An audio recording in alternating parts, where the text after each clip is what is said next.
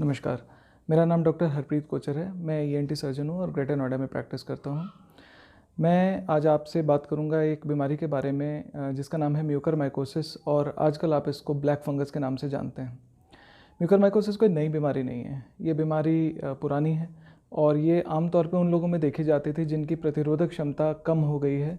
ऐसी बीमारियों से जिनमें जैसे कि ट्रांसप्लांट है या डायबिटीज़ है या जिनको कैंसर की समस्या है।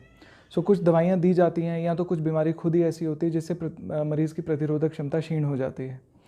फंगस हमारे वातावरण में नॉर्मली पाई जाती है। ये स्पोर्स के फॉर्म में होती है और मेरे नाक में, मुंह में या शरीर के ऊपर या आमतौर पे वातावरण में ये हर जगह उपलब्ध है। लेकिन ये हम पे अटैक नहीं करती। हम पे अटैक इसलिए नहीं करती क्योंकि हमारे शरीर के अंदर कुछ ऐसे सेल्स हैं जो कि इस फंगस को आइडेंटिफाई करते हैं, पहचानते हैं और इसको वहीं के वहीं नष्ट कर देते हैं। इसलिए सामान्य जीवन में हमें इससे कोई प्रॉब्लम नहीं, आपको बिल्कुल चिंता करने की ज़रूरत नहीं होती है। अब इस समय म्यूकरमाइकोसिस या ब्लैक फंगस का एक बीमारी का एक सॉर्ट ऑफ विस्फोट हो चुका है। उसका कारण क्या है? उसके मेन 3 या 4 कारण हैं। सबसे पहला इम्पॉर्टेंट कारण ये है कि जो कोविड इन्फेक्शन है वो खुद से ही बॉडी की इम्यूनिटी को कमज़ोर करता है और उसके साथ साथ इसमें एक डायबिटोजेनिक पोटेंशियल है। डायबिटोजेनिक पोटेंशियल मतलब तो जिन लोगों को ऑलरेडी डायबिटीज़ है उनकी डायबिटीज़ बिगाड़ दे रहा है, शुगर बढ़ जाती है। जिनको डायबिटीज़ नहीं भी है उनमें भी देखा गया है कि उनमें शुगर बढ़ जा रही है इस वायरस की वजह से। दूसरा कारण इसका ट्रीटमेंट, और ट्रीटमेंट में कुछ दवाइयाँ ऐसी हैं जो कि बहुत ही सोच समझ कर देनी चाहिए। जैसे कि सबसे इम्पॉर्टेंट उसमें स्टेरॉइड्स हैं और ये बीमारी जो कोविड की है इसमें माइल्ड या कुछ हद तक मॉडरेट केसेस में भी स्टेरॉइड्स बहुत ही कम ज़रूरत होती है।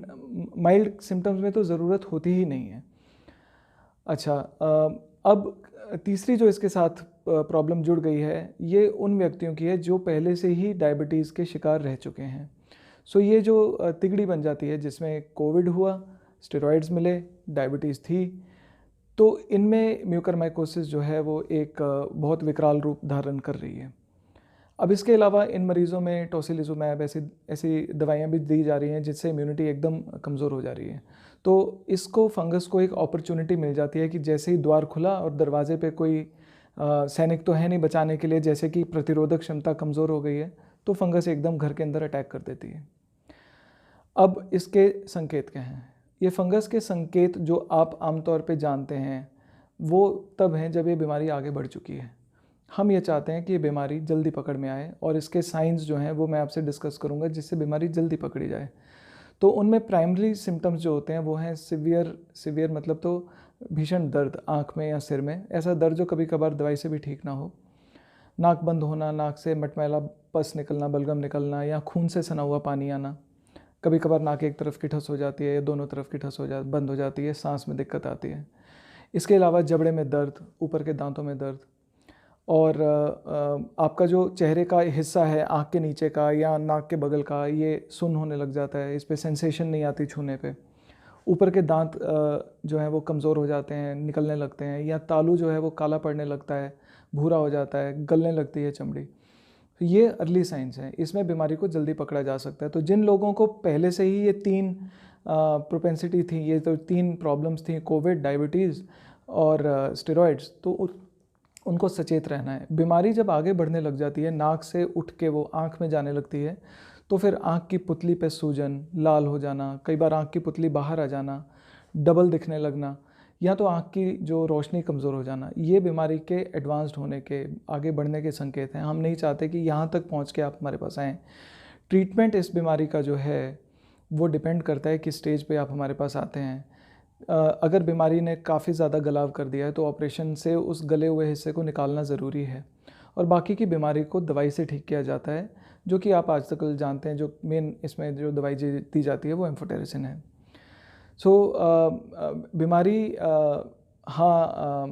ये बीमारी काफ़ी सीरियस मानी जाती है क्योंकि ये बीमारी जब फैलती है तो क्योंकि नाक, आँख और कान और आँख और ब्रेन के एकदम पास में है, तो इसलिए बीमारी ब्रेन तक पहुंचने की संभावना जल्दी होती है और फिर कॉम्प्लिकेशंस आप जानते हैं कि ये जानलेवा हो सकता है। तो इसलिए अर्ली स्टेज में पहचान हो, अर्ली स्टेज में इसका डायग्नोसिस बने तो बहुत अच्छा है। अच्छा, ये जो संकेत मैंने आपसे बताए थे ये तो आप हमारे पास लेके आएंगे। हम आपकी जांच कैसे करेंगे?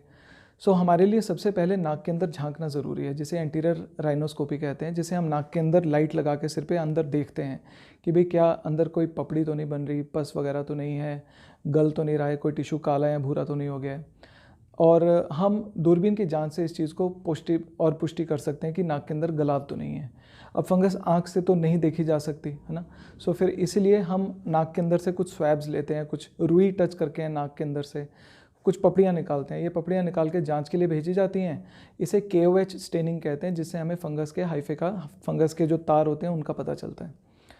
और फिर हम इस सैंपल को आगे कल्चर के लिए भेजते हैं, जिसकी रिपोर्ट कुछ और दिनों में आगे आती है। लेकिन हम शक के बिना पे और KOH स्टेनिंग के बिना पे दवाई शुरू कर सकते हैं। जांच करने के लिए आगे हमारे पास रेडियोलॉजिकल इन्वेस्टिगेशंस भी होती हैं, जैसे CT स्कैन या MRI।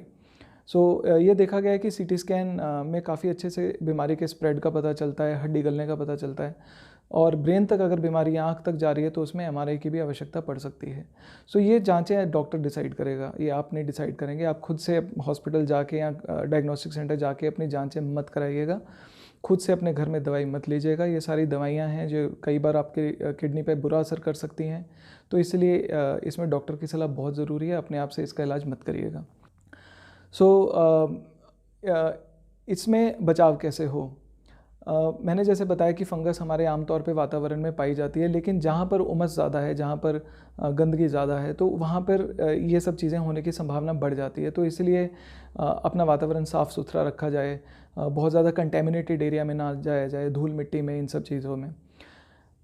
म्यूकोरमाइकोसिस के जो सिम्टम्स हैं वो बीमारी कोविड से ठीक होने के करीबन 2 या 4 सप्ताह के भीतर आने शुरू होते हैं। कुछ ऐसे भी लोग हैं जिनमें कोविड ख़त्म हुआ नहीं और उनमें संकेत आने शुरू हो गए। आपको थोड़ा सा विजिलेंट रहने की ज़रूरत है। भय मत पालिए, लेकिन सचेत रहना बहुत ज़रूरी है। अपने संकेतों पे ध्यान रखिएगा जो मैंने आपसे बताए हैं, और जैसे ही कोई आपको टेंडेंसी लगे आप अपने डॉक्टर से संपर्क कर सकते हैं। वीडियो कॉल के ज़रिए उनको अपने सिम्टम्स बता सकते हैं, और अगर वो कहेंगे आपको तो आप जाके अपने नाक की जाँच कराइए, और वो कहें तो दूरबीन की जाँच कराइए। और जैसी सलाह आपके डॉक्टर देंगे आप उनके हिसाब से चलिए, और मैं आशा करता हूँ परमात्मा आपको इस बीमारी से दूर रखे, और अगर हो तो आपका उचित इलाज समय पर शुरू हो। नमस्कार।